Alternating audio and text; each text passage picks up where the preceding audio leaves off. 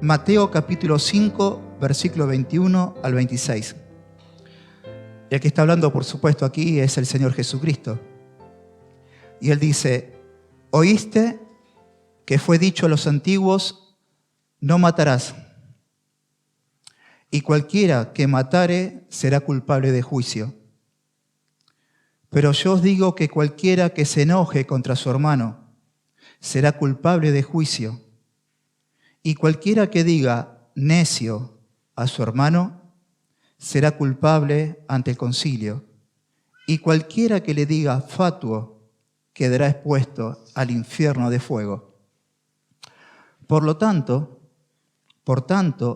si traes tu ofrenda al altar y allí te acuerdas que tu hermano tiene algo contra ti, deja allí tu ofrenda delante del altar y anda, reconcíliate primero con tu hermano, y entonces ven y presenta tu ofrenda. Ponte de acuerdo con tu adversario pronto, entre tanto que estás con él en el camino. No seas que el adversario te entregue al juez y el juez al alguacil y seas echado en la cárcel. De cierto, te digo que no saldrás de allí hasta que pagues el último cuadrante. Oramos al Señor. Amado Padre y bendito Dios, en esta mañana estamos agradecidos, Señor, porque estamos congregados en este lugar, Señor, en obediencia a lo que tú pusiste en nuestro corazón, de ese anhelo de estar reunido aquí como iglesia para adorar, para bendecir tu santo nombre, como lo he hecho, Señor, y como lo hemos hecho como cuerpo, Señor. Señor, qué hermoso es cantar: oh Jesús, mi esperanza fiel. Oh Jesús, nuestra esperanza fiel. Es tan rico, Señor, como la miel que pasa sobre el paladar de nuestra boca, Señor. Oh Jesús, nuestra esperanza fiel. Señor, en esta mañana seguimos, Señor, abriendo tus escrituras, porque sabemos muy bien que a través de tu palabra tú sigues hablando. Y cada vez que citamos tu palabra y la leemos, eres tú quien habla al hombre. Eres tú quien hablas a la iglesia, Señor, con el propósito de enseñarnos, de exhortarnos, de edificarnos, Señor. Yo te ruego y te pido, Señor, en el nombre de Jesús, que me des la capacidad de poder expresar tu palabra, no conforme al pensamiento humano, sino conforme a tu pensamiento, oh Señor. Gracias, Padre, por este momento, maravilloso momento, Señor, porque todos estamos delante de tu presencia. Y hoy, si predico, lo hago delante de tu presencia, Señor, y ante tu majestad. Señor, te ruego por mis hermanos y te ruego por mí, que nos des, Señor, la capacidad, la luz, por tu Santo Espíritu, de poder comprender las maravillas de tu palabra, la maravilla de tu ley, la maravilla, Señor, de tus mandamientos, para poder, Señor, así atesorarla en nuestro corazón con el propósito de ponerla por obra. Amado Señor, gracias. En el nombre de Jesús. Amén.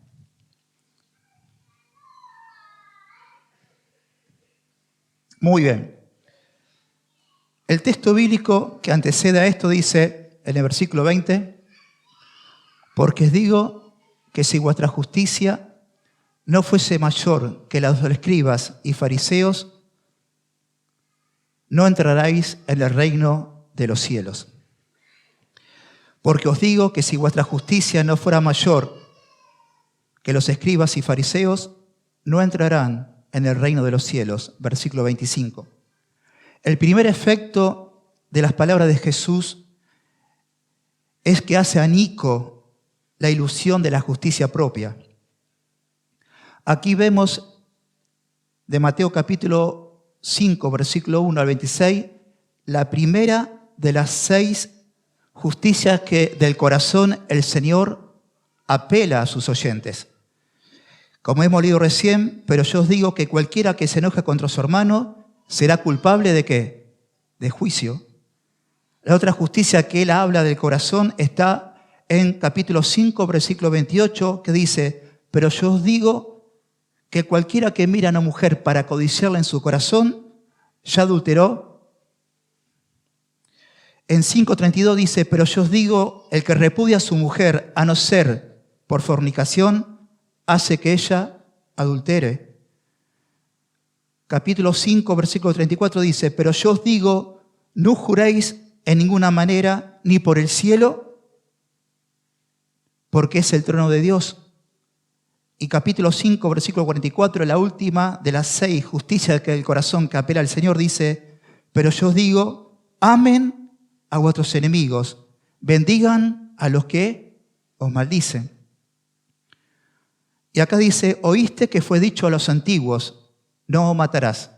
La traducción literal y correcta de ese sexto mandamiento del Decálogo sería, oíste que fue dicho a los antiguos, no asesinarás. Esa es la traducción correcta. El sexto mandamiento es, no asesinarás. Los antiguos es una referencia a los rabinos y escribas de anteaño que habían creado las muchas tradiciones con las que el judaísmo se había encumbrado y que practicaban y habían reemplazado por la tradición de sus orales y escritos, habían invalidado ¿qué? La palabra de Dios. De ahí que Jesús dijera en Marcos capítulo 7, versículos 6 al 14 lo siguiente, hipócritas, le dice a los escribas y fariseos que anulaban la palabra de Dios con sus recitados, con sus tradiciones, dice, hipócritas, Isaías tenía razón cuando profetizó acerca de ustedes porque escribió, este pueblo, hablando del pueblo de Israel, me honra con sus labios, pero su corazón está ¿de dónde? Lejos de mí. Su adoración es una farsa porque enseñan ideas humanas como si fueran ¿qué? Mandato de Dios. Algo muy similar a lo que hace el catolicismo ahora, ¿no? Pues ustedes pasan por alto la ley de Dios, pues ustedes pasan por alto los mandamientos de Dios y lo reemplazan con su propia traducción, con su propia tradición. Entonces Jesús dijo, ustedes esquivan hábilmente la ley de Dios para aferrarse a su propia tradición. Por ejemplo, Moisés le dio la siguiente ley de Dios. Honra a tu padre y a tu madre. Y cualquiera que impetuosamente hable de su padre o su madre, tendrá que ¿qué? Que morir. Sin embargo, ustedes dicen que está bien que uno le diga a sus padres, lo siento, papá y mamá, no puedo ayudarlos porque he jurado darle a Dios todo aquello con que yo pueda ayudarte a vos. Esto es una traducción bíblica, traducción viviente. De esta manera, ustedes permiten que la gente desatienda a sus padres necesitados y entonces anulan la palabra de Dios para transmitir su propia tradición. Y este es un solo ejemplo de muchos. Esto es un pecado muy, pero muy grave. Tomar la palabra de Dios y anularla con las tradiciones como hacían ¿quién? Los escribas y los fariseos. Es gravísimo. De ahí la exhortación que Jesús le hace a los fariseos y a los escribas y los reprende, porque Él es el Señor de la ley, Él es Dios hecho hombre. Cumpliéndose lo que dice Proverbio, capítulo 30, versículos 5 al 6, que dice, toda palabra de Dios es limpia, Él es escudo a todos los que en Él esperan. Y dice ahí, no añadas a su palabra para que no te reprenda y sea hallado ¿qué? Mentiroso. Eso es lo que hizo Jesús con los escribas y fariseos. Los reprendió y los llamó de mentirosos. Es más, Deuteronomio capítulo 4, versículo 2 dice, no añadirás a sus palabras que yo os mando, ni disminuirán de ella, para que guarden los mandamientos de Jehová vuestro Dios que yo os ordeno. El mandamiento específico al que Jesús se refiere aquí está en el Decálogo, que todo judío conocía muy bien. El mandato es: no matarás. El mandato es: no asesinarás. De Éxodo capítulo 20, versículo 13. ¿Quién es un asesino? El título del sermón. En la historia de la humanidad, hermanos, el primer delito del hombre fue el homicidio. El pecado entró al mundo por un hombre y por el pecado de la muerte, y la muerte pasó a todos nosotros porque todos hemos pecado. El primer delito que cometió el hombre contra su prójimo, ¿qué fue? Un asesinato, un homicidio. De ahí que diga Génesis capítulo 4, versículo 8, aconteció que estando ellos en el campo, Caín se levantó contra su hermano Abel y ¿qué hizo? Lo mató, lo asesinó. De ese día el asesinato ha sido una parte constante de la sociedad humana. En los últimos años se han visto millares de asesinatos, y cuando hablo de asesinato hablo de muertes dolosas, que se quita la vida de una persona, ¿con qué? A propósito, ¿no? En Argentina hay un promedio de 3.000 asesinatos dolosos por año. Crímenes pasionales, femicidios, crímenes que se cometen a propósito. Y en Rosario, de lo que va del enero del año 2022 al 27 de julio de 2022, hay 158 muertes violentas. Por lo tanto, hermanos, vemos que los homicidios se pueden incrementar aún más en Argentina y en Rosario si se pueden haber una estadística de aquellos homicidios que no están computados y aún más de aquellos homicidios prenatales que son ¿qué? El aborto. Todo esto incrementa la suma de las personas que mueren de forma violenta, porque el aborto es una muerte violenta, es un asesinato. Ahora, el hombre, como Caín, sabía que hacía mal, porque eso está implícito. El asesinato de Abel fue un acto terrible que Caín sabía que violaba una ley. Por más que no estaba aún la ley, porque se fue escrita más adelante, Caín sabía en su conciencia que lo que estaba haciendo estaba ¿qué? Mal. De ahí que Génesis capítulo 4, versículo 9, nos quita el velo, dice: y Jehová dijo a Caín: ¿dónde está Abel tu hermano? Y él respondió: ¿acaso yo soy guarda de mi hermano? Como diciendo: sí, Abel, tu conciencia te dice que vos eres guarda de tu hermano, pero hiciste todo lo contrario. Y en el capítulo 4, versículo 13 dice: y dijo Jehová a Caín, y dijo Caín a Jehová: grande es mi castigo, ¿para qué? Para ser soportado. Y la Biblia enseña que aún los gentiles, en un tiempo determinado o ahora mismo, que no tienen la ley que le diga no asesinarás, hay una ley en sus corazones escrita ¿por quién? Por nuestro Dios Santo.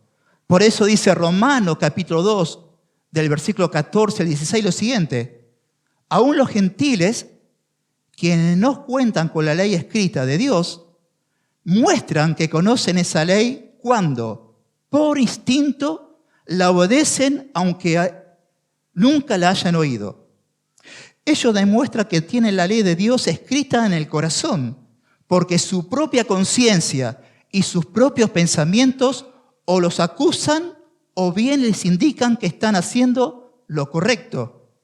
Y el mensaje que proclamo es que se acerca el día en que Dios juzgará por medio de Cristo Jesús la vida secreta ¿de qué? De cada hombre. Pero ciertamente la primera provisión específica de asesinato se halla más adelante. ¿En dónde? En Génesis capítulo 9, versículo 6, que dice: el que derramare sangre de hombre, por el hombre su sangre será derramada, porque a imagen de Dios es hecho ¿qué? El hombre. Aquí se indica tanto el castigo por el asesinato como la razón de su gravedad. El castigo es la muerte ¿de quién? Del asesino. Y cuando estoy hablando de la pena capital, la cual Dios la dejó establecida para el Antiguo Testamento y para este tiempo. El castigo es la muerte del asesino, y la razón para que tan severo castigo es que el hombre está hecho ¿a qué? A imagen de Dios. Quitar la vida a otro ser humano es asaltar lo sagrado de la imagen de ¿quién? De Dios. El mandamiento es específico. Al que Jesús se refiere aquí es al asesinato. Pero ciertamente Dios no prohíbe todo tipo de asesinato. ¿A qué le digo esto? Porque vemos que Dios dice, ¿qué pasa con aquel hombre que realmente rompe este decálogo del sexto mandamiento? No matarás. ¿Qué pasa con aquel hombre que transgrede esta ley de matar? Obviamente Dios dice que ese hombre va al juicio, y ese juicio, por cuanto ese hombre lo hizo de forma premeditada, ¿qué debe hacerse? Debe sufrir ¿qué? La pena capital. Por lo tanto, Dios a veces avala la muerte de aquel que quita la vida ¿a quién? A otra persona. Está escrito en la palabra de Dios, y esta aún sigue vigente, porque Jesús no vino a aprobar la ley, sino que a cumplirla. Y en una sociedad donde el príncipe es Satanás, esta ley aún sigue en nuestra sociedad. Yo me hago cargo de esto. La pena capital tiene que estar todavía en las sociedades donde las personas mueren por causa de un asesino. También se avala la muerte cuando hay guerra justa. Los israelitas iban ¿a dónde? A la guerra, y ellos mataban a los filisteos, y Dios no la acusaba de asesinato. Y también Dios avala la muerte por causa ¿de qué? De la defensa propia. Éxodo capítulo 22, versículo 2 dice, si se sorprende al ladrón en el acto de forzar la entrada de una casa y durante el enfrentamiento se le mata a golpes, la persona que mató al ladrón no es culpable ¿de qué? De asesinato. Yo, Jehová. Al igual que la mayoría de las personas, al igual que la mayoría de nosotros, los escribas y fariseos pensaban que uno es acusado de asesinato cuando literalmente y físicamente le daba la muerte ¿a quién? A una persona. Pero Dios, es decir, Jesucristo, de la misma forma que dijo, aquel hombre o aquella mujer, aquel hombre que viera a una mujer para codiciarla ya adulteró en su corazón, todo ser humano es un potencial asesino. Es decir, yo soy un potencial asesino. Vos sos un potencial asesino. Porque todo aquel que se enoja con su hermano, porque todo aquel que dice fuato a su hermano, y todo aquel que le dice, como la tercera, ahora que vamos a ver, ya asesinó a su hermano ¿dónde? En su corazón. Y ellos pensaban, como todo fariseo y todo escriba, la religión que ellos profesaban eran por apariencia, ellos descuidaban de que el problema está ¿dónde? En el corazón humano. El problema está siempre en el corazón. Que el corazón siempre es como es, engañoso más que todas las cosas y perverso. ¿Quién lo conocerá? Yo, Jehová, que escudriño la mente y el corazón y los pensamientos. Ahora, la verdad de la palabra, hermanos, que de acuerdo a la tradición rabínica y con la creencia de la mayoría de las culturas y religiones, el asesinato se limitaba de modo estricto al acto de quitar físicamente la vida de otra persona. Cualquiera que diere muerte a alguno, por dicho de testigos, morirá el homicida, mas un solo testigo no hará fe contra una persona que muera. Y no tomaréis precio por la vida del homicida, porque está condenado a muerte, indefectiblemente morirá. Dice Número capítulo 35, versículo 30-31. Aún la persona que quita de forma violenta la muerte de la persona, no hay fianza que se tenga que pagar. Debe morir indefectiblemente. El sistema de la enseñanza de los fariseos y los escribas se limitaba a la forma externa. Si no se cometía el asesinato, privando literalmente la vida a una persona, no había ningún delito. Aunque interiormente se odiaba a muerte, los maestros enseñaban que se debía prestar atención a los hechos y no a las intenciones de ¿quién? Del corazón. Cuando Jesús siempre atacó a la hipocresía y siempre habló del corazón del hombre. Así como Satanás es el padre de la mentira y de quienes rechazan a Dios y se rebelan contra Él, también Él es el asesino ¿qué? Original. El príncipe de este mundo, Satanás, el padre de mentira y el homicida de un principio. Jesús lo declaró en Juan capítulo 8, versículo 44. Vosotros sois de vuestro padre, el diablo, y los deseos de vuestro padre queréis hacer. Él ha sido homicida desde el principio y no ha permanecido en la verdad, porque no hay verdad en él. Cuando habla mentira, de suyo habla, porque es mentiroso y padre ¿de qué? De mentira. Por más que Satanás instigó a Caín a matar a Abel, y por más que Satanás pone pensamiento en el hombre para matar a otra persona, el acto de matar, el acto de la voluntad de pecar, ¿es de quién? Del hombre, no de Satanás. Los seres humanos son responsables por los asesinatos que cometen, al igual que todos los demás pecados que cometen. Sin embargo, cualquier pecado, incluido el asesinato, es inspirado por un asesino potencial de Dios. ¿Quién es? Satanás. Pero el hombre es culpable. Yo soy culpable de mis propios pecados. Ahora, Jesús dijo esto, que del propio corazón del individuo salen ¿qué? Mateo capítulo 15, versículo 19. Dice, del corazón del individuo salen los malos pensamientos, los homicidios, los adulterios, las fornicaciones, los hurtos y los falsos testimonios, las blasfemias. El pecado es un acto de la voluntad del ser humano. Ahora, indagando un poquito más, en la Biblia habla que en el Antiguo Testamento hubo muchos hombres que mataron, que asesinaron, como Caín, como Lamec, como Abimelec, como Joab, como los amalecitas, David, Absalón y muchos otros. Y la lista del Nuevo Testamento incluye a Herodes, a Judas, que entregó a Jesús, Barrabás, Herodias y su hija, y otros. La historia bíblica, al igual que la historia humana en general, habla y está llena ¿de qué? De asesinos. Es más, dice la palabra de Dios en Proverbios, capítulo 6, versículo 16 al 19, que 6 cosas aborrece Jehová, y aún 7 abomina su alma: los ojos altivos, la lengua mentirosa y la mano derramadora ¿de qué? De sangre inocente. El corazón que maquina pensamientos inicuos, los pies presurosos para correr el mal y el testigo falso que habla mentiras y el que siembra discordia entre los hermanos. El asesinato es una manifestación despreciable del corazón carnal. La gravedad del agravio se ve en una de las últimas declaraciones de la palabra de Dios, en Apocalipsis capítulo 22, versículo 15, que dice: los perros estarán fuera del cielo, y los hechiceros, los fornicarios, los homicidas, los idólatras, y todo aquel que hace y ama mentira.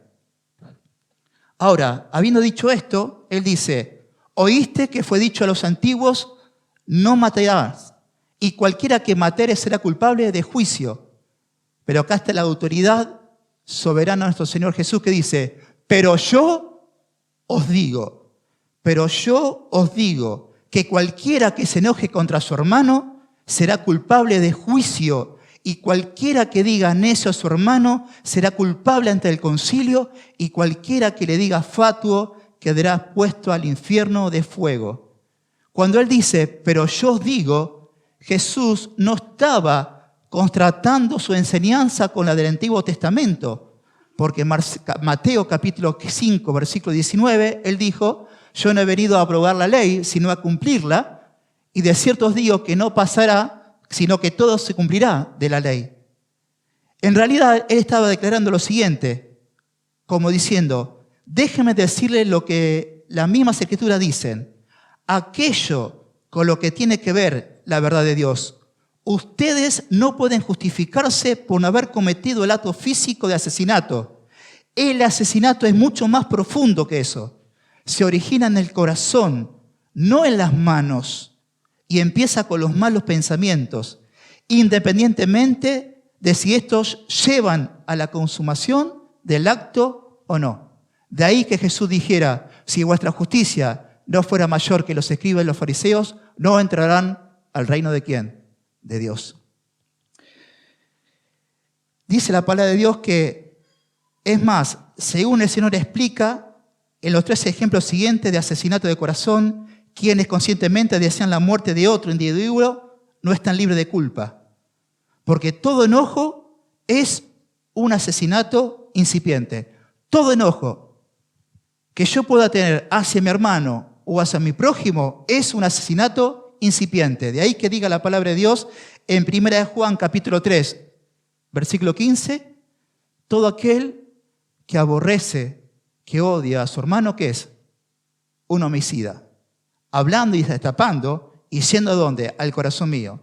Todo aquel que odia a un hermano, Dios lo declara como ¿quién? Como un asesino.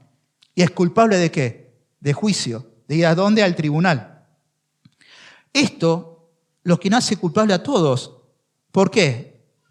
¿Quién no ha odiado alguna vez a alguien? No lo digo por vos, no lo digo por mí. Pero, ¿quién no ha odiado alguna vez a alguien? La pregunta, ¿no? Y eso, si hemos odiado a alguien, hemos asesinado y cometido homicidio, ¿dónde? En el corazón, sin haberlo hecho con las manos físicas. Dios está hablando en nuestros corazones. Jesús con esto elimina todo vestigio de justicia propia. En el versículo 22, Jesús nos da 3 ejemplos que muestran la definición divina de asesinato. ¿Y cuáles son? Una es enojarse con alguien más, otra decirle necio y otra llamarlo fatuo. Y el mal y el peligro que hay, hermanos, en el ojo. Cualquiera que se enoja contra su hermano es culpable de juicio. Es decir, todo aquel que se enoja con su hermano es tan culpable como aquel que asesinó físicamente a una persona y es llevado ¿dónde? Ante el juicio para ser determinado de la sentencia de morir indefectiblemente. Por otras escrituras y por la propia vida de Jesús, sabemos que Él no prohíbe toda clase de enojo. Fue con enojo que Jesús echó del atrio de los gentiles ¿a quién? Aquellos que vendían a los cambistas, a las palomas. Vemos que el mismo Pablo en Efesios capítulo 6, 4, versículo 26 dice, airaos, es decir, enójense, pero no pequen, no deje que el sol se ponga ¿dónde? Sobre nuestro enojo. Hermanos, sin embargo aquí Jesús está hablando de un enojo que deshonra a Dios.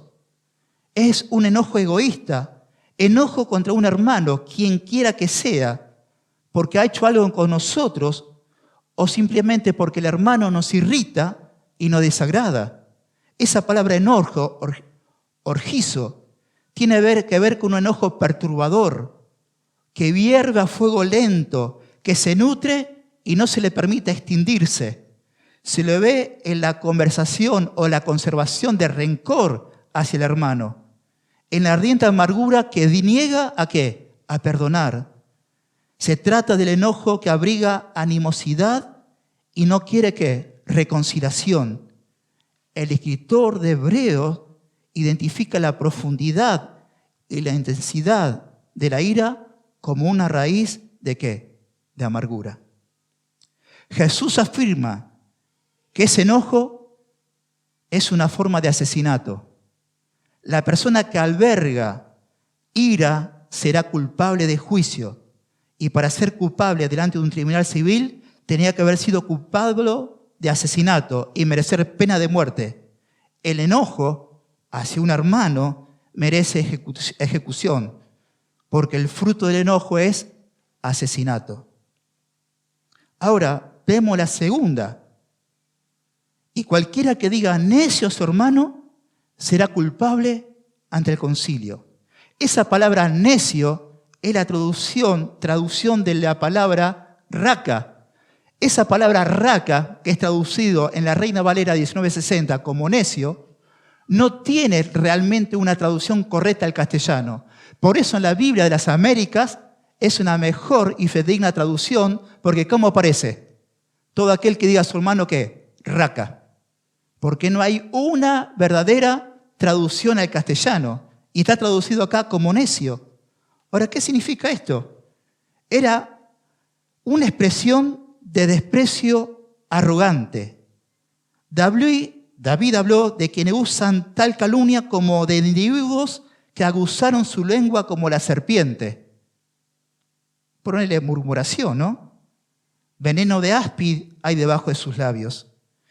Era el tipo de expresión que habían usado los soldados que se burlaron de Jesús cuando le pusieron corona de espinas en la cabeza y lo sacaron para ser crucificado.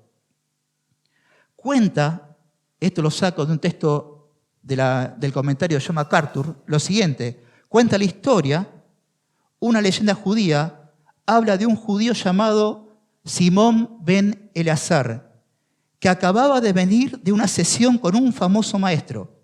El joven se sentía especialmente orgulloso en cuanto a cómo se comportaba delante de su maestro. Mientras disfrutaba de su sentimiento de erudición, sabiduría y santidad, pasó junto a un hombre que no tenía ningún atractivo especial. Y este hombre le dice a ese hombre que no tenía ningún atractivo facial, le dice, tú raca, qué feo que eres, le dijo el rabino a este hombre. Y dice, ¿son tan feos como tú todos los hombres de tu pueblo? Y el hombre pobrecito dice, eso no lo sé. Pero vaya y dígale al hacedor que me creó cuán fea es la criatura que él ha hecho. Calumniar a una criatura hecha a imagen de Dios es calumniar ¿a quién? A Dios mismo. ¿Y equivale a qué? A asesinar a una persona. Jesús dice que el desprecio del corazón hacia una persona es asesinato. La persona despectiva será culpable ante el concilio, es decir, ante el Sanedrín, la Corte Suprema de los 70 que ocupaban los delitos más graves y pronunciaban las penas más severas, incluso la muerte por apredamiento. El enojo es asesinato. Si ese enojo sigue en el corazón, se llega a hablar mal de otra persona. Y dice también el tercero, y cualquiera que diga fatuo quedará expuesto ¿a dónde? Al infierno de fuego. Quedará expuesto una palabra al lago de fuego. Es decir, aquel que vive enojado, aquel que le dice raca al hermano, que lo desprecia y le dice fatuo, que vamos a ver, es una persona que realmente no nació de vuelta y debe ser digno ¿de qué? De sufrir la segunda muerte, ¿de dónde? En el lago de fuego. Dice, y cualquiera que le diga fatuo quedará expuesto al infierno de fuego. Moros significa estúpido o idiota. A menudo se usaba en la literatura griega para un individuo obstinado e impío. Llamar a alguien fatuo era acusarlo de ser tan estúpido como impío. Las tres ilustraciones que hemos visto en este versículo muestran los grados crecientes de gravedad. Estar enojado es la maldad básica detrás del asesinato. Calumniar a una persona con un término como necio es aún más grave, porque da expresión a ese enojo. Y condenar el carácter de un individuo llamándole fatuo es aún todavía más difamatorio. De ahí que Jesús diga que esta persona que haga estas cosas será ¿qué? ¿Digna de qué? Quedará expuesto al infierno de fuego. Esa palabra infierno habla del qué. La traducción Gehenna se deriva de Imón, el nombre del valle ubicado al sureste de Jerusalén, que se usaba como un vertedero de basura. Se trataba de un lugar intimatorio donde continuamente se quemaba basura y había olor ¿a qué? A podrido. Es el mismo lugar donde un rey pagano como Acaz quemó a sus hijos al dios Moloc. Por lo tanto, esto es una ilustración de lo que es el lago de fuego. Llamar fatuo a alguien es igual a maldecirlo y asesinarlo. Y ser culpable de ese pecado es digno del castigo eterno ¿En el infierno de dónde? De fuego. ¡Wow! Qué profundo que son las enseñanzas de Jesús, ¿no? El enojo, llamar a alguien necio y llamar a alguien también, como habíamos leído recién, ¿no? Fatuo. Ahora, ¿qué dice la Santa Escritura? Por tanto, es decir, por lo que yo estoy hablando, del enojo hacia un hermano. Por lo tanto, dice Jesús, si traes tu ofrenda al altar y así te acuerdas que de que tu hermano tienes algo contra ti, deja allí tu ofrenda delante del altar y ándate, reconcílate primero con tu hermano y entonces ven y presenta ¿qué? Tu ofrenda.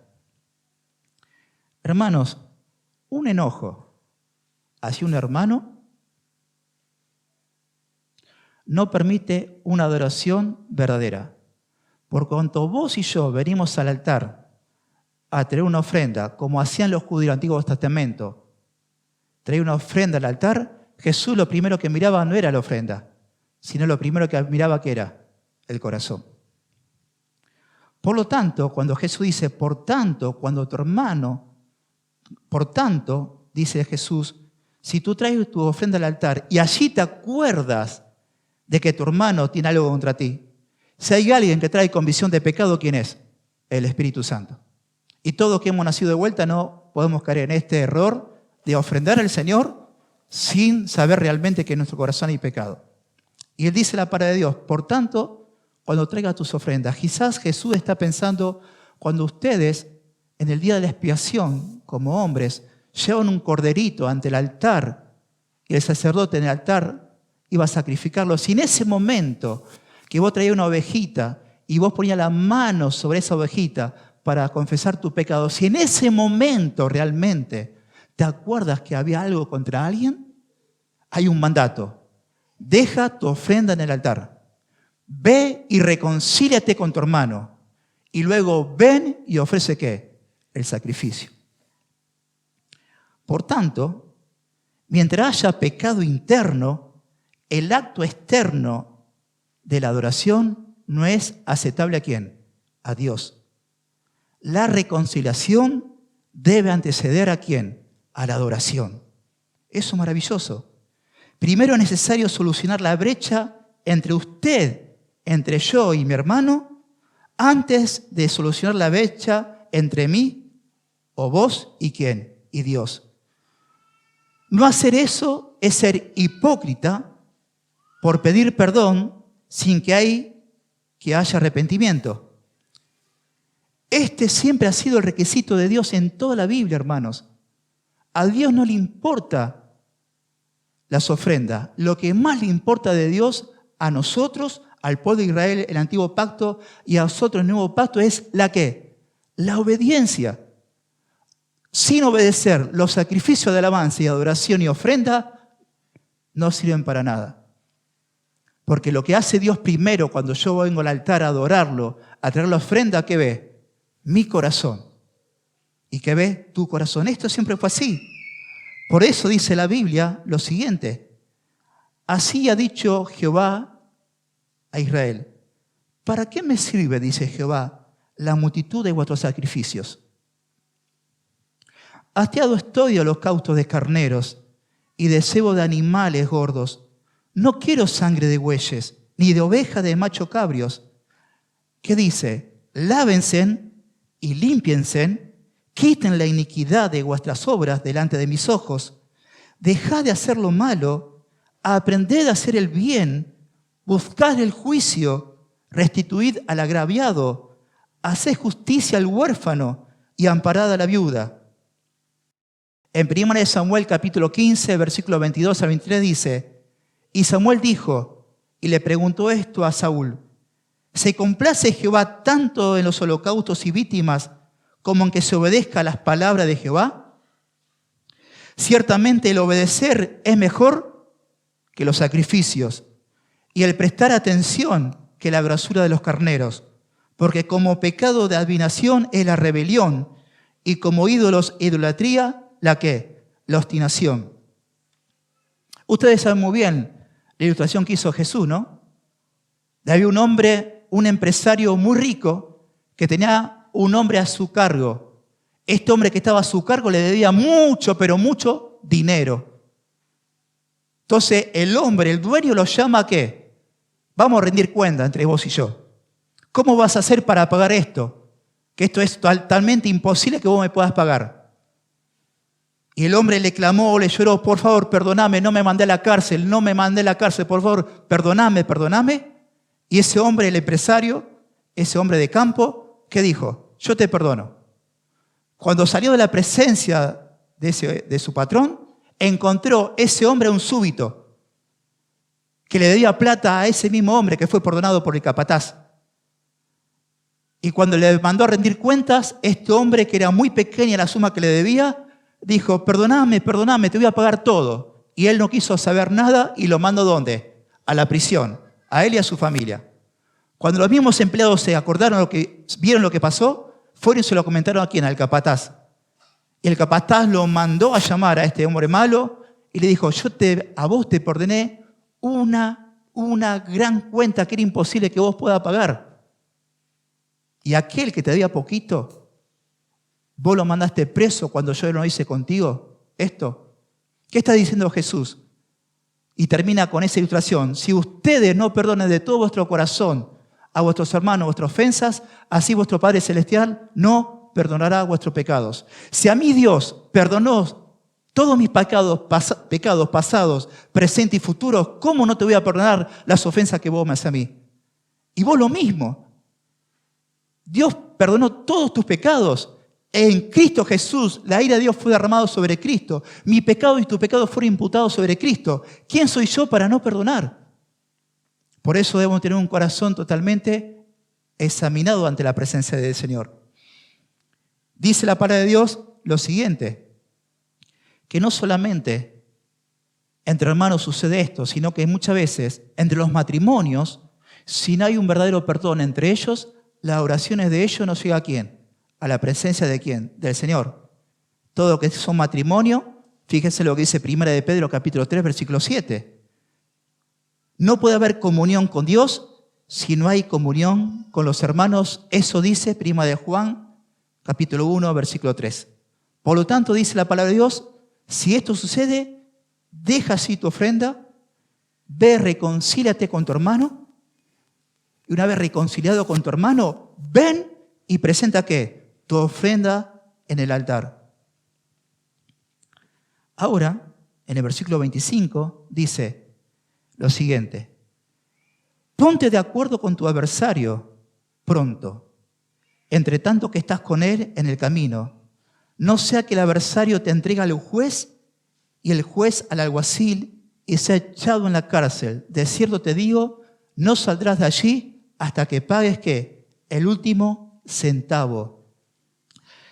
Acá está hablando, hermanos, lo siguiente.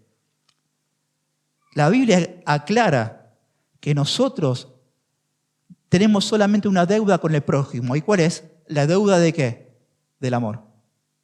Que el amor todo lo soporta, todo lo espera, todo lo perdona. El amor no guarda rencor. ¿Sí o no? Amén, lo dice la Escritura. Nosotros tenemos una deuda mutua entre nosotros como hermanos y contra el prójimo. ¿Cuál es? El amor.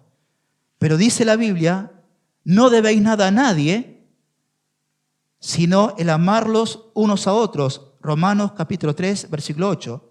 Un hombre de Dios, una mujer de Dios, no debe tener deuda con nadie, sino que nosotros vamos a tener todos nuestros impuestos en orden y todas nuestras fianzas en orden y no debemos dar plata a nadie. Porque ¿qué sucede si vos le debes plata a alguien? Como pasaba en el Antiguo Testamento, aquel al cual vos le debía plata, te llevaba caminando ¿hacia dónde? Hacia el juez. Y una vez declarado ante el juez lo que vos hiciste con esa persona, el juez sentenciaba que un veredicto y vos ibas a pagar ¿a dónde? A la cárcel hasta que pagues ¿qué? Los últimos centavos que vos debes. Pero ¿cuál es la enseñanza? Si esto sucede, dice Jesús, ponte de acuerdo con tu adversario pronto, entre tanto que estás en el camino. No sea que el adversario te entregue al juez y el juez al alguacil y sea echado ¿dónde? En la cárcel. Lo que está enseñando Jesús, hermanos, que toda persona, todo ser humano, y hablando de la iglesia, todos nosotros, no debemos deber plata a nadie, sino que nosotros debemos pagar nuestras fianzas, todos nuestros gastos. Porque si esto no sucede, hay una ley que nos lleva ¿a dónde? A pagar aquellas cosas, y si nosotros no podemos pagar porque no queremos, vamos a parar ¿a dónde? A la cárcel. Entonces, de cierto te digo que no saldrás de allí hasta que pagues ¿qué? El último cuadrante. Entonces, hermanos, la enseñanza de esta mañana es la siguiente. ¿Quién es un asesino? Potencialmente somos todos asesinos.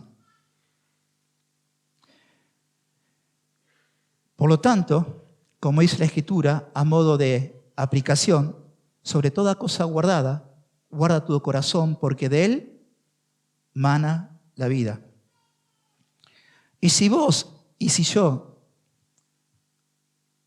en un pasado nos enojamos contra un hermano, a ese hermano lo difamamos delante de otras personas, hablando en contra de él, para deformar su imagen, y le dijimos, ciertamente esta persona no merece estar entre nosotros porque la verdad se portó muy mal. Esas tres cosas son dignas ¿de qué? De muerte, porque hemos cometido ¿qué? Asesinato. Gloria a Dios, que nuestros pecados pasados, presentes y futuros han sido perdonados. Pero ciertamente, si en nuestro corazón cabe el enojo entre alguien, hermanos, antes de venir a alabar a la iglesia, antes de ofrendar aquí y poner plata para hermosear la casa donde se congrega la iglesia, Dios te dice y Dios nos dice, primero, antes de traer la ofrenda al altar, yo miré tu corazón, que hay enojo, que has hablado mal. Por lo tanto, deja la ofrenda y ve y reconcíliate con tu hermano y luego ven y presenta ¿qué? Tu ofrenda. Porque yo estoy cansado de las ofrendas, de los holocaustos, sin obediencia ¿a qué? A mi palabra. Profundas las palabras del Señor, ¿no? Por eso Jesús dijo, si vuestra justicia no fuese mayor que los escribas y fariseos, no podrán entrar al reino de Dios.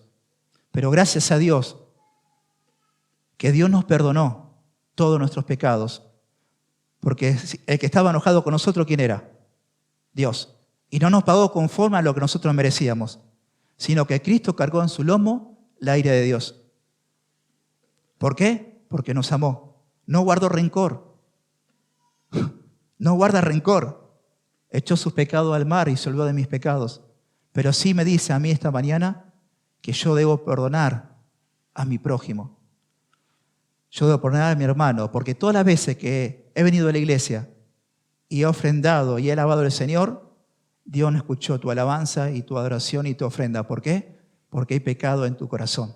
Porque hay pecado en mi corazón. Pero gracias a Dios, que todo aquel que peca, tenemos un abogado para con el Padre, a Jesucristo el justo.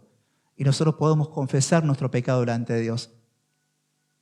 Y tener un corazón apto para estar entre los hermanos, para abrazar y dar un beso, un ósculo santo. Para adorar a Dios con manos levantadas y no haya el Espíritu Santo en nosotros trayendo comisión de pecado.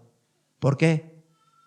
Porque somos inteligentes espiritualmente y antes de venir a la iglesia hemos pedido perdón y hemos hablado con aquel a quien hemos ofendido o quizás aquel que sabemos que no se porta como debe corresponder con nosotros y nosotros debemos acercarnos a él para decir, hermano, ¿qué pasa?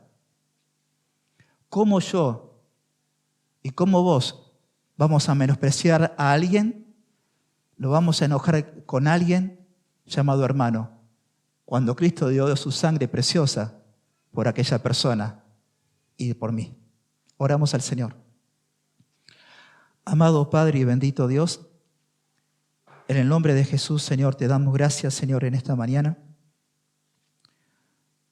Ciertamente, Señor, tú viviste una vida perfecta y tu vida perfecta, Señor, tu justicia perfecta ha sido imputada en nosotros.